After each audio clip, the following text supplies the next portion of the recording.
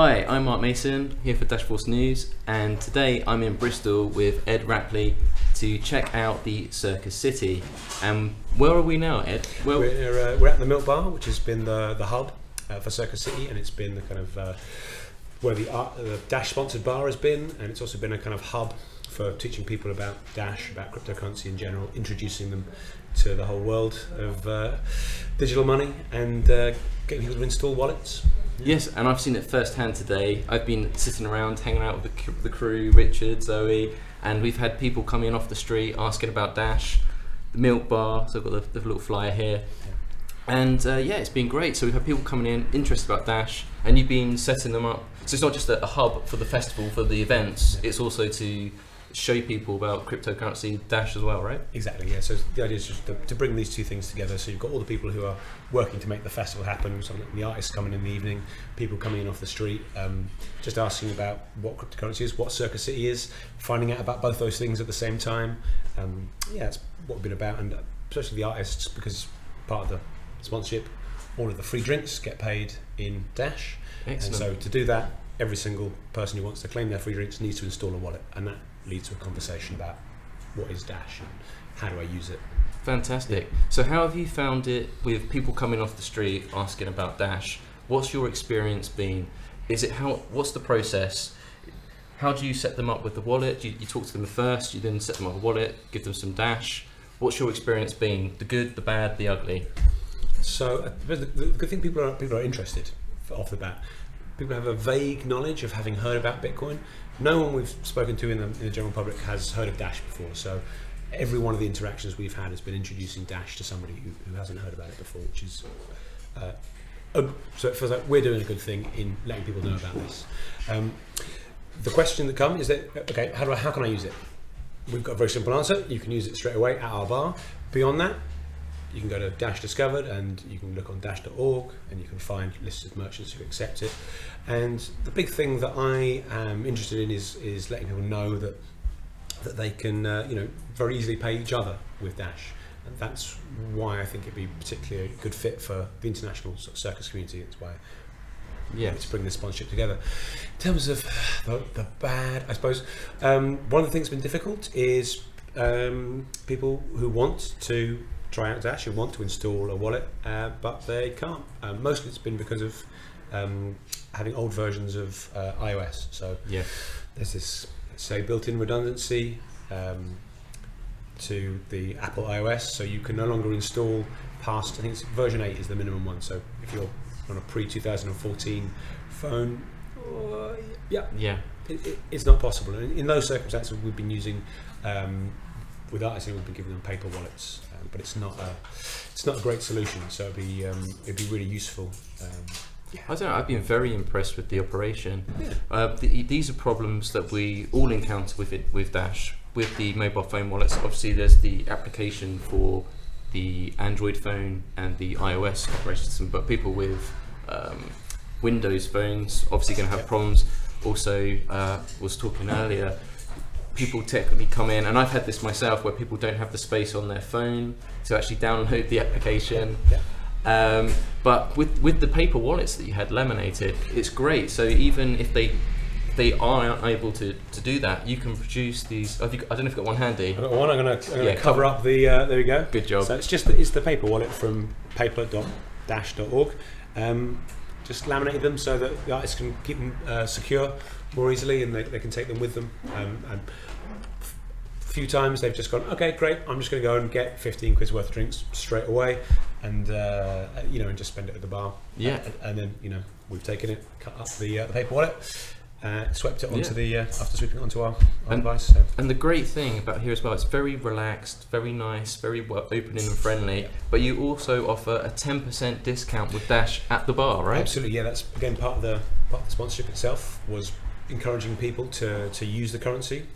Part of doing that has been not only a 10% discount on purchases, but if people come in and buy Dash, they get a 10% bonus on whatever they buy. So it's so I think we currently offer therefore the world's cheapest Trezor. If you come in, you buy the Dash from us, you get 10% extra, and then if you use the Dash to buy the Trezor, you get 10% off. So part of that's because it's really important, I think, to begin with, to start people off using best practice in terms of storing their cryptocurrency. So we always make sure everyone has their recovery phrase. They know to keep that safe. They know there's no digital copies. And if people are going to seriously consider, well, for getting paid in Dash or having large amounts that are significant sums for them, whatever that would mean, that they use a hardware wallet. And I think that's really important, that people feel secure, safe using this. Something that is, in almost every instance that someone has come to us, is something completely new for them. One thing I've been particularly very impressed with is that how you keep a record of everyone that you speak to. Yep. So could you talk to us about numbers or stats? Sorry to put you on the spot, but totally fine. So I was just looking at the sheet earlier on today. I think we've sold 398 drinks in Dash. We've installed around about 148 wallets over the 2.5 weeks. I'm fairly happy. We've installed 3 people with hardware wallets, and we've taken 3 people through the whole process of coming in. This is from almost a standing start. They knew nothing about Dash. By the time they've left, they've actually signed up with an exchange, and they've gone all the way through, so they can now actually participate in getting their own currency and selling it and doing what they want and storing it safely. So that's fantastic. Yeah. So I've actually seen this firsthand. So I was around yesterday and today, and I've seen people come in, heard the conversations, even got involved myself.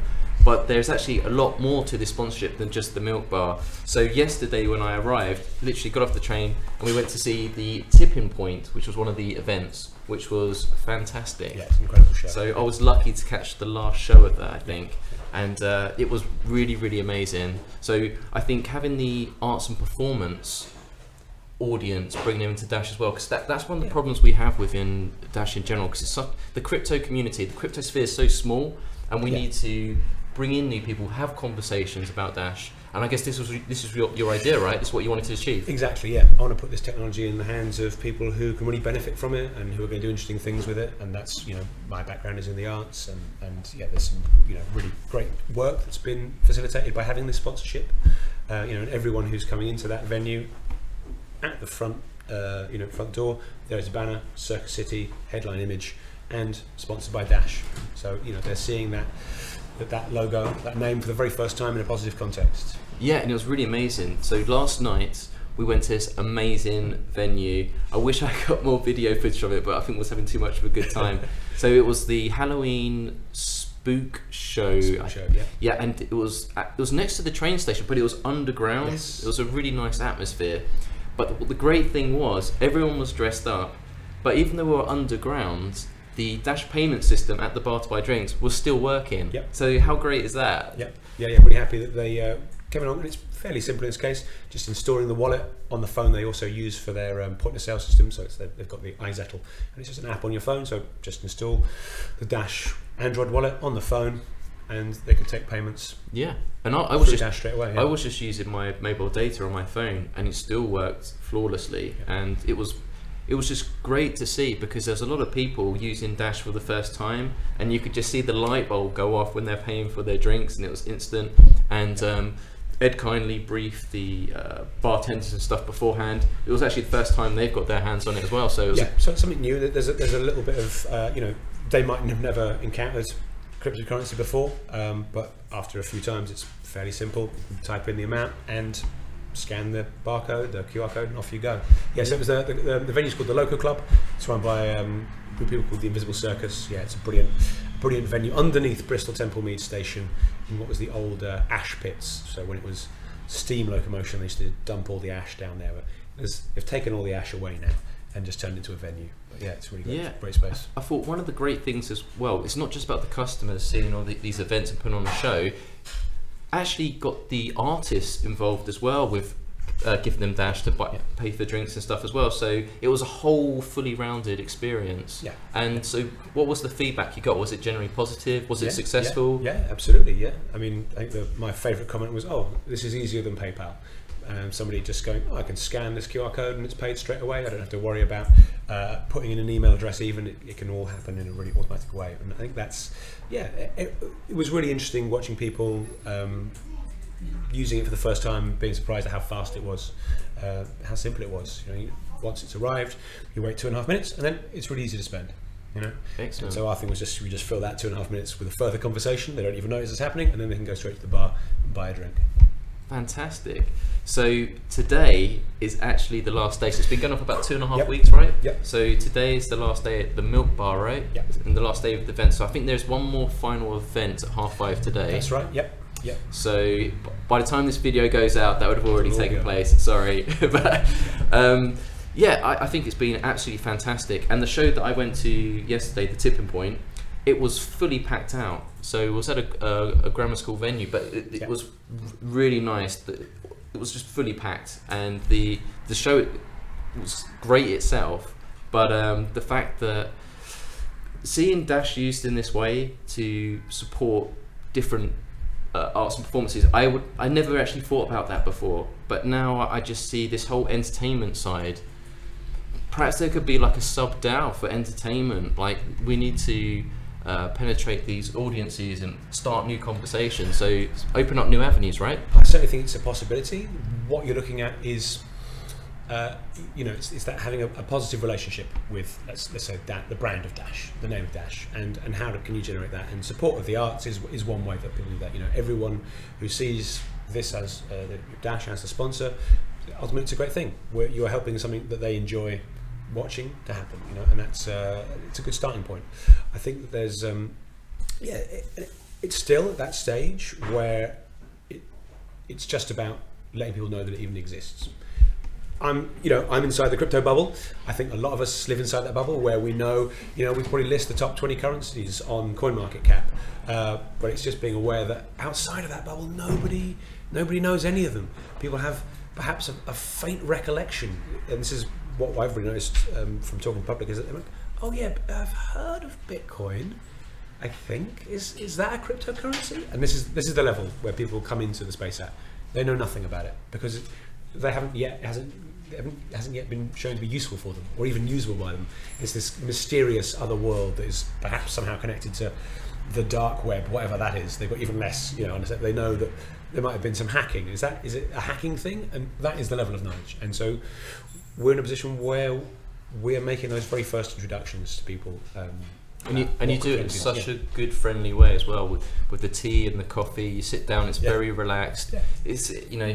It's not forced. Anyone knows that talks to me about Dash. I'm so passionate. It's like a tornado, and I've been really impressed. Haven't been eavesdropping too much on the conversations, but I've been very impressed from what I've seen. And Richard in particular, I think, has done a fantastic job as well. So hopefully we should be seeing a bit more from him in the future. I hope. Yeah. So Ed, you've done a good job training him up there. So kudos. Thanks. So the Milk Bar's been open for about 2.5 weeks for the whole event, right? Yes. So 7 days a week. Is that correct? Yep, 7 days a week as the hub and help desk, and then 6 days a week as the bar.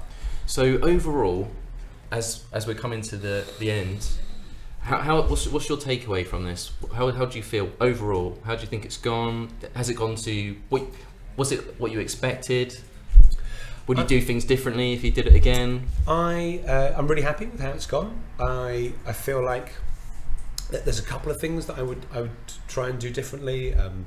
Just in terms of realizing how little people know to begin with, and how much work you need to do to lay down this, to lay down awareness of what digital currencies actually are, and what Dash is. So yeah, there's. I think but I think this is the start of that work ultimately. So it's like I wish some of this groundwork could have been laid at the beginning of the festival. As we've gone on, the more people have come in every day. So we've had a kind of a rising amount of engagement with people coming off the street, which has been great. So it sort of feels like we're just starting to get to the point where people are really coming in, and Circus City is over. So we've got plans now to perhaps make this space more of a kind of permanent kind of hub for teaching people about cryptocurrency, about Dash, about the whole world of what's going on with this new technology. Yeah. So what's the response been like from the artists themselves? So the sponsorship of Circus City, have they been involved or interested at all? Have they asked questions? Or yeah, absolutely. I mean, everyone comes in straight away wanting to know what it is, how they can use it, where they can spend it. These are the questions we get straight away, and they're really positive. Really positive. It's some of them have just taken to it. Because I sort of imagine they always would. That was my vision. These are people who are used to experimenting and trying new things out in their practice as artists and creatives.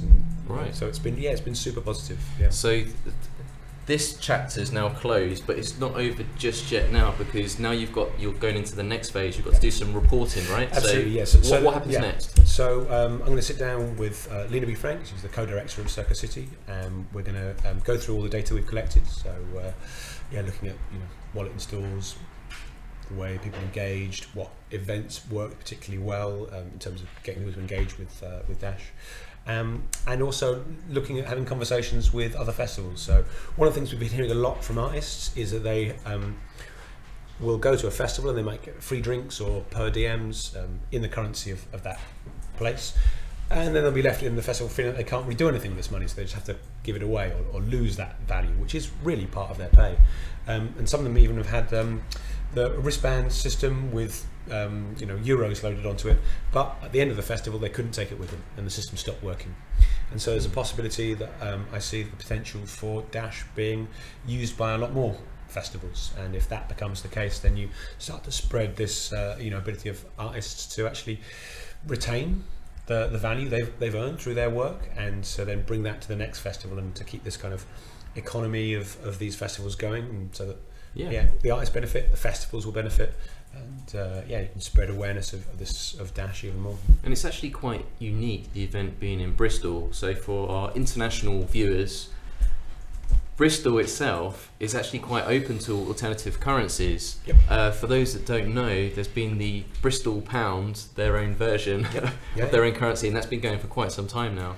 So I think the appetite in terms of Bristol has a very independent feel to it, so I think people are much more inclined and open to this discussion, in my experience of just talking to people in general throughout the UK. Completely, yeah. And it's this experience.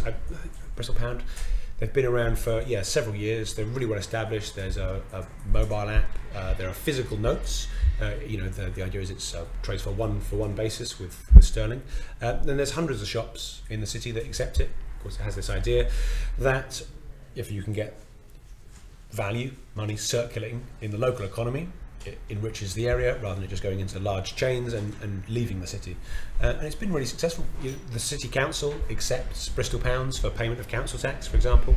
Wow. Which is a tax paid by every household. It's UK tax, that goes towards the council. So then the council has Bristol pounds that it can spend buying goods and services in the city.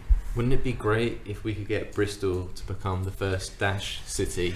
Absolutely, yeah. I mean, it's one of the places where it's entirely a possibility. I think I have this kind of vision that perhaps in the future there are local currencies that seek to encourage commerce in a particular area, and there are global currencies, and perhaps we the era of the nation state currency will have just been a phase. Absolutely. I think this is the exciting time now, because the next phase is business adoption, and with so many point of sale solutions on the horizon, probably in the next few weeks, months, hopefully, I can see Edward going transitioning into something else, but he's still got commitments on the assistant, needs to do his reporting and stuff, but I've been really impressed from what I've seen. Typically, obviously I do a lot of international outreach, and most of my working colleagues are US based, so to have something happen within the UK and have increasing Dash awareness, I'm fully behind and fully supportive with. And even though the sponsorship for Circus City, having just the approach to people just walking in off the street, it's much bigger than the sponsorship of the events and stuff as well. It's actually engaging with people in Bristol about Dash, and I think that's really important for people to understand. Was that the goal from you from the get-go? Yeah, absolutely. My goal is for this project is to get individuals, to get people, in particular artists and people working in the circus, to find out about this technology, get it in their hands, because they're the people who can do something interesting with it. Excellent. And just so people don't know, I've been having many conversations with Ed. We actually met before the Dash conference and had a lengthy conversation then. But Edward's been involved in cryptocurrency for a long time now. Bitcoin back to 2011, right? Yeah. So he's OG. He's old school. Yeah. Bought and sold in 2011. Yeah. Well, at least you made a profit, right? Profit's always good. But yeah, that's fantastic. Right, well, I think we'll wrap up the video for now. And thank you, Ed, for hosting me as well. It's been absolutely fantastic. The events, the team have been fantastic. I'm sure this is just the beginning. I can't wait to see what you do next. Yeah, and if there's anyone in the community that would like to follow up or have additional questions, what's the best way to get in contact with you? The Dash forums? Yeah, Dash forums, Twitter, Dash at Bristol Circus City. Yeah, any of these ways. I'm Cynthiast. Cynthiast, right? Forum, yep. And you're on Discord now as well, which Yes, is the new community. And if you don't know what that is, dashchat.org, you'll get the invite. Excellent. Well, thank you, Ed. Pleasure. It's been a pleasure. I don't go home till tomorrow, so me and Ed are going to have some more fun and hopefully convert some more people to Dash. So for now, I'll see you next time. Stay dashy.